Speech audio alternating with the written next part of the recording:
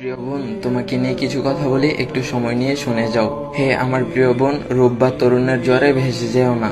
দেহের শান্তি ও সৌন্দর্যের কোনো স্থায়িত্ব নেই, তিনি চাইলে যে কোনো সময় তা কেড়ে নিতে পারে। হে আমার বোন, তুমি ভূপৃষ্ঠের ভরাই করে চলো না। তুমি কখনো ভূমিতে ফাটল ধরাতে পারবে না এবং কখনোই পাহাড়ের সমান উচ্চতায় পৌঁছাতে পারবে না। পৃথিবীতে কত সুন্দরী তো ছিল, ইতিহাস হয়ে আছে, কিন্তু তারা কি কেউ মৃত্যুর হাত থেকে বাঁচতে পেরেছে?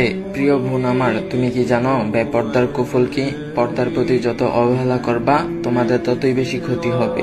নিজেকে প্রদর্শন করার মধ্যে কোনো শ্রেষ্ঠত্ব আছে কি? শ্রেষ্ঠত্ব তো নিজেকে লুকিয়ে রাখার মধ্যে। প্রিয় বোন আমার, ইতিহাস পড়ে দেখো তো, ইসলাম সর্বপ্রথম নারীকে মুক্তি দিয়েছে, নারীকে ভোগের পণ্য হতে দেয়নি। শান্তির ধর্ম ইসলাম, একমাত্র ইসলামী কন্যা সন্তানকে প্রতিপালনের পুরস্কার হিসেবে ঘোষণা করেছেন জান্নাত। পর্দা শুধু তোমাকে ইহকালীন জীবনকে নিরাপদ করবে না, নিশ্চিত করবে তোমার আখিরাত। তুমি জাহান্নামের কঠিন আযাব থেকে বাঁচতে পারবে, আর চির শান্তির ঠিকানা জান্নাতে হবে তোমার বসবাস। হিজাব আসলেই সুন্দর, এটা তোমরা গর্বের সাথে পড়ো, ভালোবাসার সহিত পড়ো, অধিকারের সাথে পড়ো। হে বোন আমার, যারা এই গরমে হিজাব নিকাব পরে, আল্লাহ তাদের এমন দিন ছায়া দিবেন যেদিন তার ছায়া ব্যতীত অন্য কোনো ছায়া বিরাজ থাকবে না।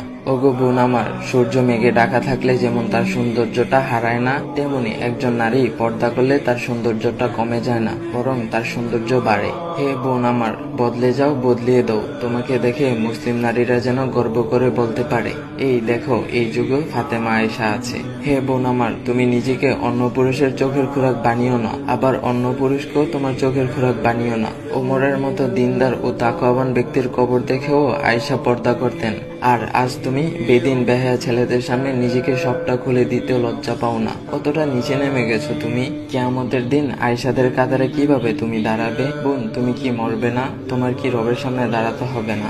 সময় থাকতে নিজেকে পরিবর্তন করুন।